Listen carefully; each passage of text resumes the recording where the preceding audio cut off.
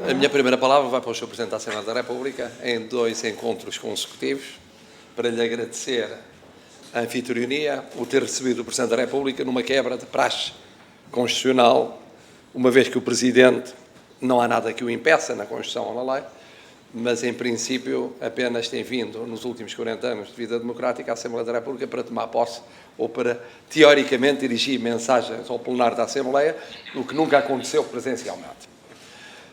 Mas não há nada como as praxes para serem, de vez em quando, ultrapassadas, e neste particular, como no outro, havia uma muito boa razão para estar presente.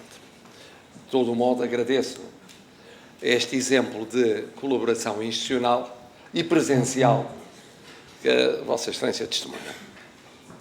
Também queria saudar, naturalmente, os seus deputados, porque a sua presença aqui significa o pleno exercício do mandato que receberam do povo. A sensibilidade a um problema importantíssimo em todas as sociedades contemporâneas e também na sociedade portuguesa.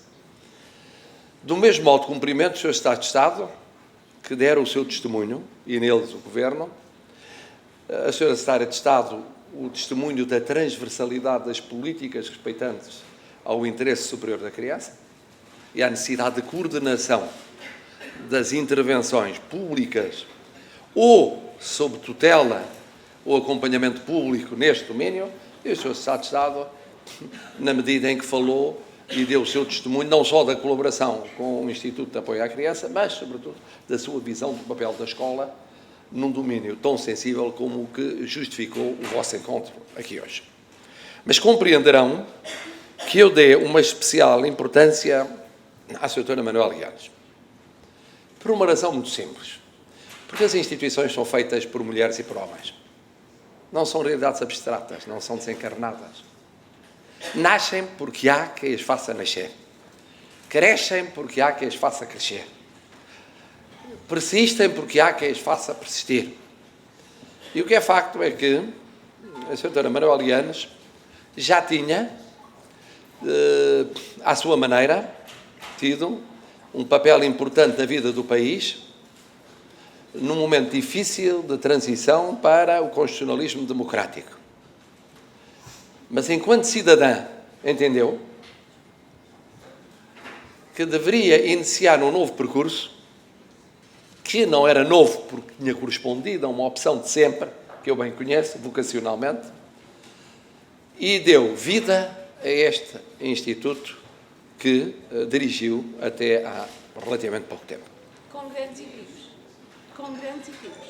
E eu devo dizer, eu falarei das equipas, eu sei, mas o que é facto é que só há grandes equipas quando há grandes líderes. O facto de haver lideranças fortes facilita o haver equipas fortes também. E eu queria hoje aqui agradecer, pessoalmente, e também vim aqui para o fazer, à Sra. Manuela Lianes, os muitos anos que tem dedicado, que dedicou e continua a dedicar a este Instituto. Que não é um instituto, é uma causa. É uma senhora de causas. E esta é uma grande causa. E hoje é uma causa óbvia.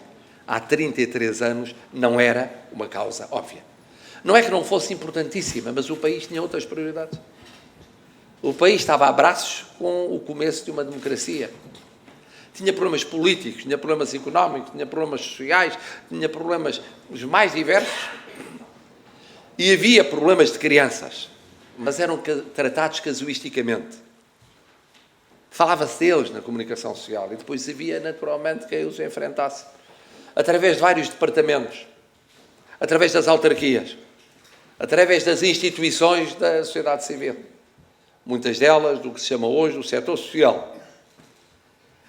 Mas não havia quem tivesse uma visão global. E foi o Instituto, e foi a doutora Manuela Lianes que veio trazer essa visão global. E eu lembro-me, e recordou há pouco, de me contactar noutra qualidade, várias vezes, para chamar a atenção para iniciativas que corriam o risco de serem como o bradar ou clamar no deserto. Porque nos primeiros tempos tratava-se de abrir caminhos muito difíceis.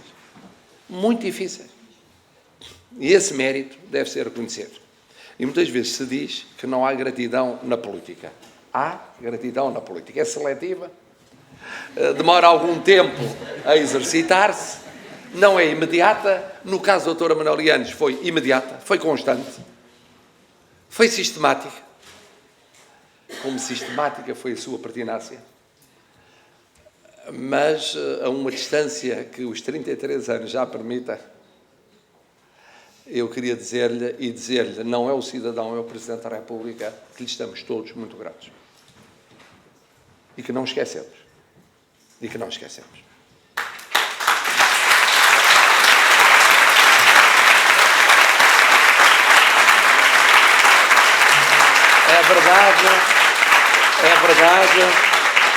É verdade que, como há pouco disse, chamando a atenção, tem ótimas equipas, tem tido ao longo do tempo ótimas equipas. Isso é um penhor de continuidade institucional. E é um grande mérito, porque o que mais conhecemos, muitas vezes, é de líderes que não deixam instituições para além deles, que desertificam o horizonte para além deles. E uma grande líder é aquela que garante a continuidade institucional de um trabalho através de equipas e através de institucionalização. Eu sei que hoje trataram um de vários temas possíveis sobre a temática amplíssima, vastíssima das crianças desaparecidas. Aliás, porque eu próprio andei noutra qualidade em alguns colóquios e seminários sobre questões relacionadas com crianças, olhando à volta, encontro aqui, por um lado, clássicos deste tema. E é bom haver senadores neste tema. E vejo aqui vários. Mas depois também é muito bom encontrar jovens sobre este tema. Quer dizer que o testemunho está a ser passado. E há várias vertentes do tema. E hoje trataram sobretudo de uma delas. Haveria a vertente da relação entre o desaparecimento de crianças e o abuso de crianças. A violência doméstica. O rapto parental. O direito sobre essa matéria, que foi nascendo a nível mesmo internacional. A dificuldade de o fazer aplicar por interpretações diferentes dos vários Estados, como a Convenção da Haia. A dificuldade até de Estados, os nossos irmãos, de assinarem e fazerem aplicar essa Convenção. E temos de ir mais longe na comunidade de países que falam o português, para que a Convenção e as práticas administrativas correspondentes sejam efetivamente asseguradas. Por outro lado, a informação, a perda do medo e a criação das linhas, em que o Instituto teve um papel fundamental, mas hoje já também a Provedoria de Justiça tem o seu protagonismo e que tem tido uma importância crescente. Importância crescente em termos de conhecimento dos factos, mas também de pedagogia. Porque o Instituto fez isso, e muitas vezes, em colaboração com sucessivos governos, nomeadamente com o Ministério da Educação, que é a pedagogia que é feita desde criança, os jovens e em todos os estratos da sociedade portuguesa. Mas eu sei que, sobretudo, hoje se ocuparam de uma problemática muito atual, porque o mundo é aberto e porque nós somos europeus e porque europeus somos respeitadores de princípios fundamentais próprios do personalismo, porque a Europa nasceu para isso. A Europa que integramos, as comunidades europeias e hoje a União Europeia, nasceu para garantir a paz, mas também para ir mais longe, garantir o respeito à dignidade da pessoa humana. E a solidariedade entre pessoas e entre comunidades e entre Estados. Às vezes, tem-se a sensação que isso é esquecido, como aqui já foi apontado. Mas foi essa a razão de ser. Não foi uma mera solução aritmética, ou matemática, ou economicista, ou financista. É evidente que isso teve uma importância grande. Mas havia objetivos políticos, leia-se, objetivos doutrinais, havia ideais mais importantes. E é no quadro desses ideais que se inscreve a problemática das migrações em geral e dos refugiados em particular. Dizia há pouco, o Sr. Presidente da Assembleia da República, tinha estado numa reunião internacional e tinha encontrado os seus pares muito divididos sobre a problemática dos refugiados.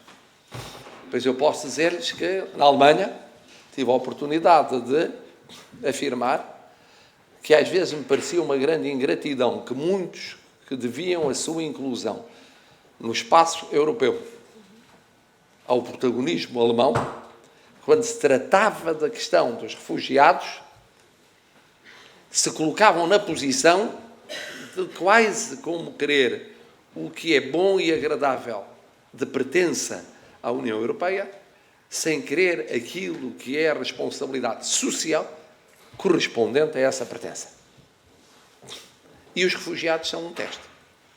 E a sociedade portuguesa respondeu positivamente a esse teste. Não houve divisões partidárias, não houve divisões de parceiros sociais, não houve divisões de estratos sociais, não houve divisões regionais. Não, houve, de facto, e há uma homogeneidade de resposta que não admira. Porque tem a ver com a nossa história, tem a ver com a nossa vocação ecuménica e universal, tem a ver com sermos plataforma entre culturas, civilizações e continentes. Pois se somos assim e fomos assim, pois se partimos para fora e voltamos de fora, pois se sempre integramos, melhor umas vezes, pior outras vezes, mas tendencialmente com uma vocação inclusiva, e fomos integrados, e soubemos integrar-nos, como havíamos de responder negativamente a este apelo? Só que o que hoje examinaram foi o apelo relativamente às crianças. Porque em muitos casos as famílias ficam divididas. Em muitos casos as crianças avançam, desacompanhadas.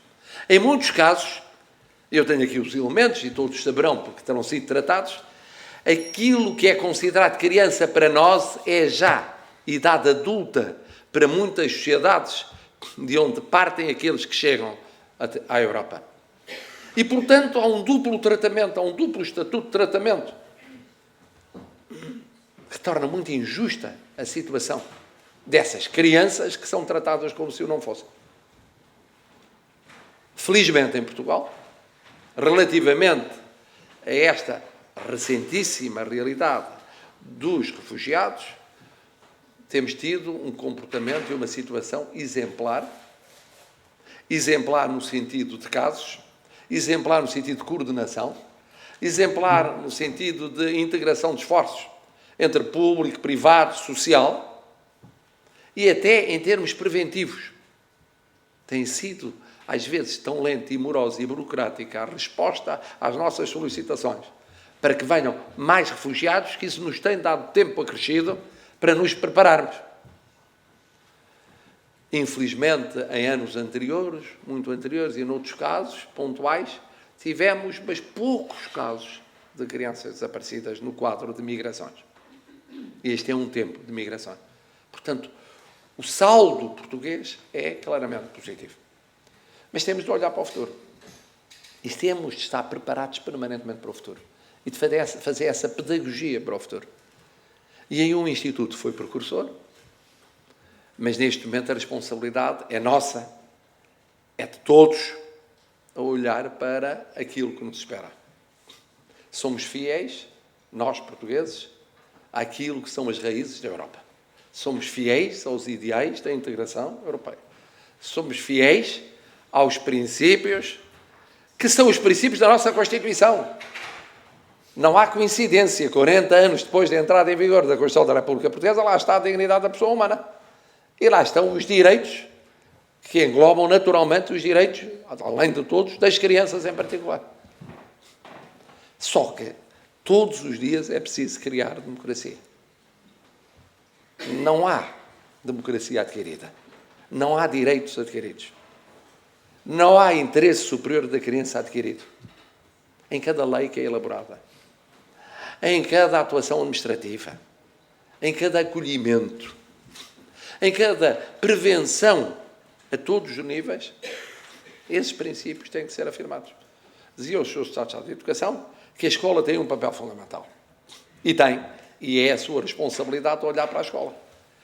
E ter a certeza de que a escola continua a ser, como tem continuado a ser, de facto um exemplo não apenas de inclusão, mas como de pedagogia e de capacidade de construir o futuro também neste domínio.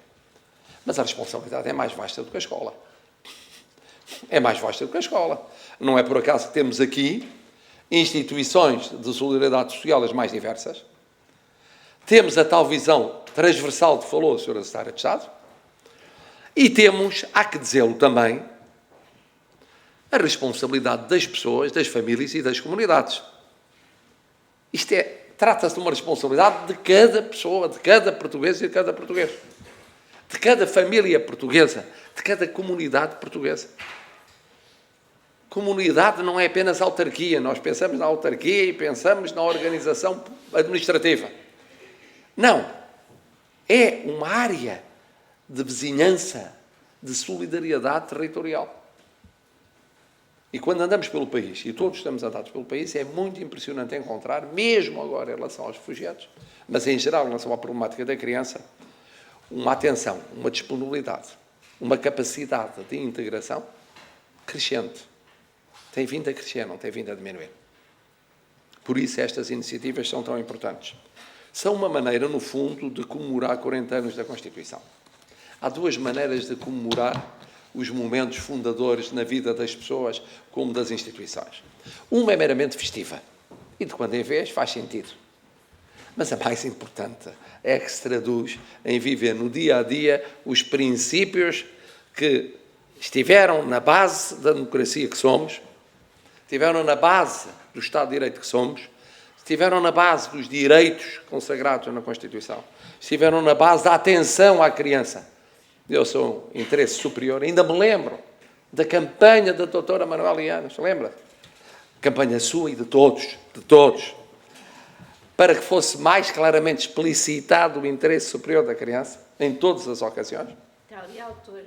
E isto significa que estamos a celebrar a Constituição, estamos a celebrar Abril e a sua versão constitucional, vivendo essa realidade aqui, concretamente, cá dentro, no respeito e na proteção dos direitos fundamentais da criança, mas também abertos àquilo que é o mundo que nos chega à Europa, que nos chega a Portugal, onde nós estamos, mas que nos chega de uma maneira diferente, agora no desafio que se nos coloca. Muitos parabéns aos organizadores desta iniciativa. Muito obrigado em nome de Portugal, das portuguesas e dos portugueses.